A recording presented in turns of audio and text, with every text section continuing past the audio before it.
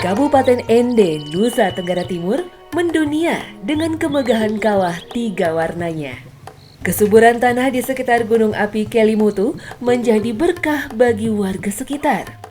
Desa Pemo yang berada di ketinggian 900 meter di atas permukaan laut menjadi desa yang terdekat dengan kawah Kelimutu.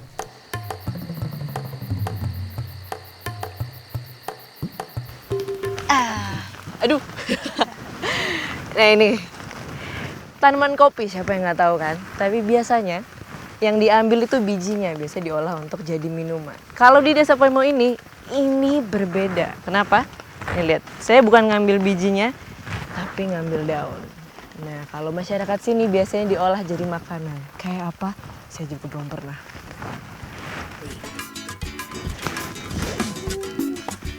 Kalau pakai daun kopi, nama makanannya apa, Mama? Masakannya? Utak kopi. Utak. Utak Kopi. kopi. Utak kopi. Uta itu apa? Sayur. Oh, kopi itu sayur kopi. Dan kopi yang ini. Nah ini bahan dasar utak kopi alias sayur kopi.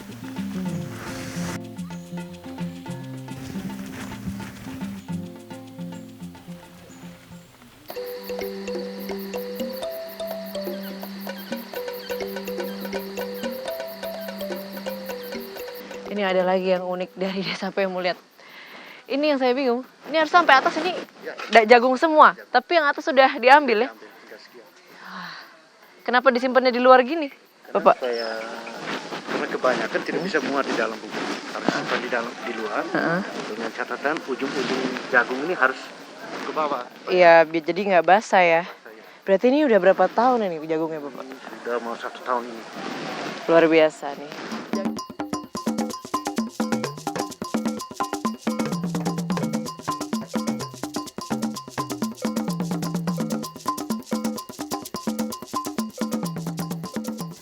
Lihat nih, jagung yang udah dibiarin ya setahun, masih bagus banget ya. Ya ini berarti emang gak ada yang sia-sia, yang habis dipanen masih baru fresh, bisa dimanfaatin, yang disimpan juga masih bisa dimakan dan jadi bibit. Keren banget. Jagung siap untuk dipipil dan dititi hingga setengah halus.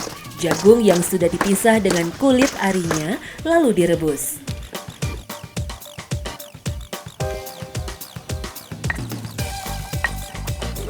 Lombok, bawang merah, bawang putih dihaluskan sebagai bumbu. Tak lupa irisan daun kopinya sekelapa-kelapa dimasukkan ya. terakhir agar tidak terlalu matang.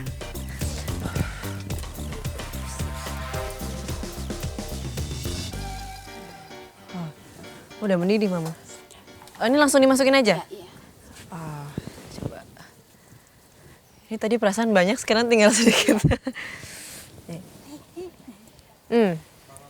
Ini daun kopinya, kalau udah dirajang begini rasanya sih masih belum ada kopi-kopinya. Tapi di dalam daun ini tetap masih ada kandungan kafein, tapi lebih kecil daripada yang ada di biji kopi. Nah, tapi nggak tahu nih kalau udah masuk di sayur kopi ini berasa nggak kopinya? Biasa. Menurut spesialis gizi dari Amerika, daun kopi dapat meningkatkan fungsi neuron dalam otak dan mengandung antioksidan tinggi yang baik untuk tubuh. Tak heran jika warga di sini sangat gemar menikmati utak kopi setiap pagi hari. Cukup menunggu 5 menit setelah daun kopi dimasukkan, utak kopi siap dihidangkan. Piring.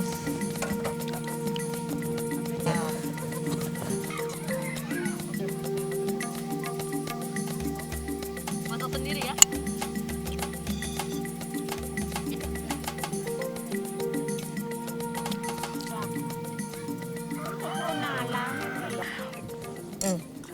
Ini makan utak kopi alias sayur daun kopi ini enak banget kalau lagi masih panas-panas kayak gini ya, Maya. Ditambah pakai singkong alias ubi kayu. Kalau orang sini sebutnya apa, Mamanya? Ubi kaju. Apa tadi? Ubi kaju. Ubi Kaju. Ubi kaju. Aduh, sampai muncrat kan. Susah banget ngomongnya. Ubi kaju alias singkong. Enak. Coba Ini dicampur aja ya.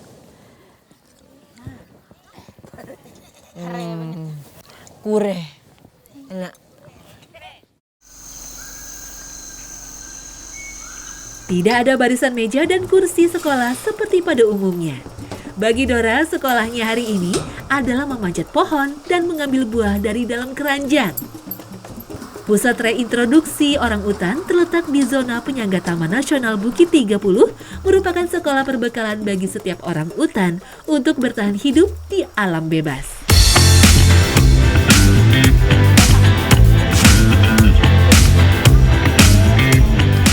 Oh, ini Jackie. Nah, Dora kamu ada teman. Dan mereka udah mulai nyamperin tempat house feeder, tempat dimana makanannya ada di situ, jadi dicungkil-cungkil.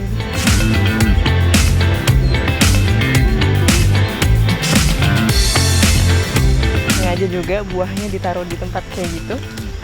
Itu sengaja juga, jadi nggak semudah itu mereka untuk dapetin makanan, jadi harus ada usahanya dengan pakai tempat itu.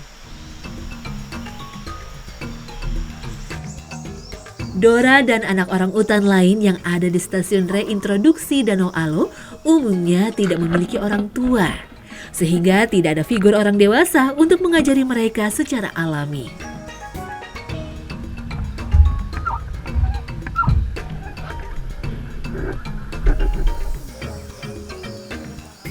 Andalas misalnya, anak orang utan berusia 5 tahun ini memiliki sifat lebih sensitif dibandingkan yang lain.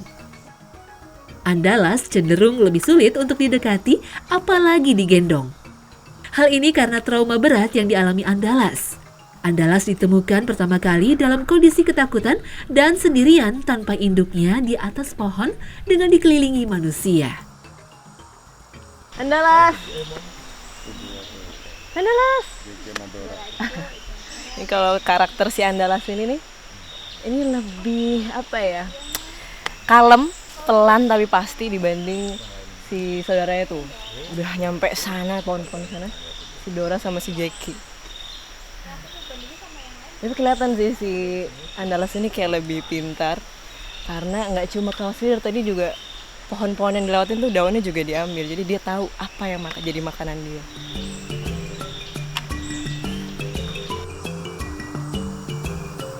Bagi saya, sekolah orang utan tak ubahnya taman kanak-kanak. Penuh permainan sederhana dalam rangka belajar bagi siswa usia kecil. Namun terkadang permainan rupanya tak cukup menyenangkan. Ada saja yang bosan, bertengkar, hingga marah.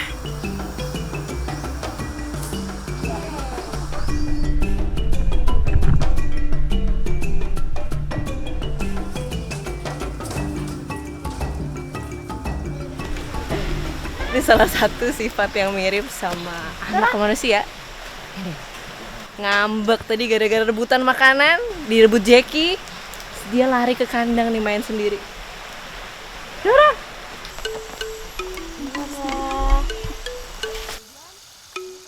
Meski Dora memiliki sifat lincah dan manja ketika bermain dengan para teknisi orang hutan, di atas pohon, Dora justru lebih sering merajuk dan lari ketika diganggu oleh kedua kawannya yang lebih tua umurnya. Namanya juga melatih orang hutan. Akan lebih sulit mengajar Dora dan teman-temannya dibandingkan dengan mengajar anak kecil. Ketika sekolah, mereka akan sulit diatur, bahkan sering kabur dan lebih memilih bermain dengan barang menarik lain yang mereka temui. Padahal faktanya hampir 97% DNA orang utan mirip dengan DNA manusia.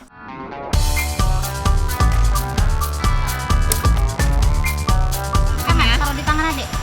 Disuapin. Taruh di tangan. Ini sama kayak ngurusin anak bayi, anak bocah.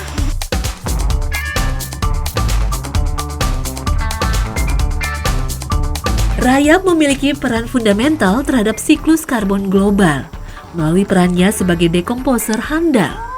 Bersama semut dan cacing, mereka menjadi mesin tanah yang sangat penting di mana mikroba dan tumbuhan bergantung padanya.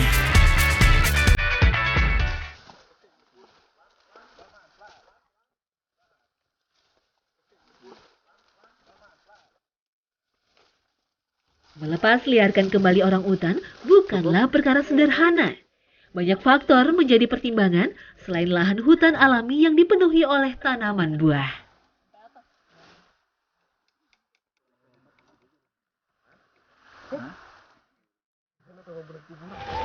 Ini udah sampai di lokasi dimana si Jeki bakal dilakukan adaptasi.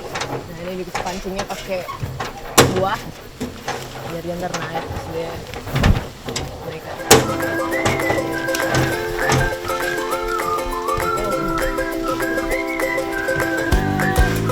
Oh bebas nak. Naik. Pisangnya diambil bro. Wow, baik-baik ya Jeki. Semoga dia di alam yang sebenarnya bisa survive kayak cuma di kamar. Jeki. Orang utan Sumatera berada dalam kondisi lebih terancam punah dibanding saudaranya di Kalimantan. Secara fisik dan karakter orang utan Sumatera dan Kalimantan memiliki ciri yang berbeda. Orang utan Sumatera berwarna lebih terang jika dibandingkan dengan yang di Kalimantan. Ukuran tubuh Pongo abeli juga lebih kecil dibandingkan orang utan Kalimantan. Orang utan Sumatera menghabiskan sebagian besar waktunya di atas pohon. Berbeda dengan di Kalimantan, orang utan di sana lebih banyak berada di atas tanah, terutama bagi sang jantan. Ini belum bikin salah ya sekarang. Para ahli menyimpulkan hal ini terjadi karena predator orang utan di Pulau Sumatera lebih banyak jika dibandingkan di Pulau Kalimantan seperti harimau dan beruang. Ini ya, dia akan mencari. Setelah dilepas liarkan, seekor orang utan akan diawasi oleh seorang teknisi. Selama beberapa hari, seluruh kegiatan dan perilaku orang utan akan dicatat secara detail. Ini bukanlah cerita mudah untuk mengikuti orang utan yang bergelayutan dari satu pohon ke pohon lainnya. Nah, ini Mbak, orang utannya udah istirahat tapi belum tidur. Jadi kita tunggu dulu sampai benar-benar orang utannya Nyarang, tidur. ya? Iya, Ini belum bikin sarang nih sekarang Jeki. itu sudah sepertinya sudah sebuah sarang, tapi dia masih bergerak terus Terus bakal nyatet sampai berapa lama tuh? sampai benar-benar orang utannya tidak bergerak lagi. Dunia memiliki perhatian yang sangat besar terhadap ancaman kepunahan orang utan. Orang utan memiliki fungsi ekologi sebagai penyebar biji-bijian untuk kelangsungan keanekaragaman hayati di hutan tropis. Ada ribuan tanaman buah dan tanaman lainnya yang merupakan komponen penting dalam ekosistem hutan hujan yang bergantung pada orang utan. Punahnya orang utan akan berdampak negatif terhadap hutan Indonesia yang sebagian besar tergolong hutan hujan tropis.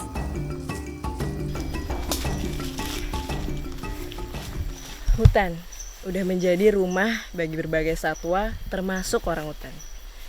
Tapi sayangnya makin kesini hutan itu makin berkurang karena beralih fungsi.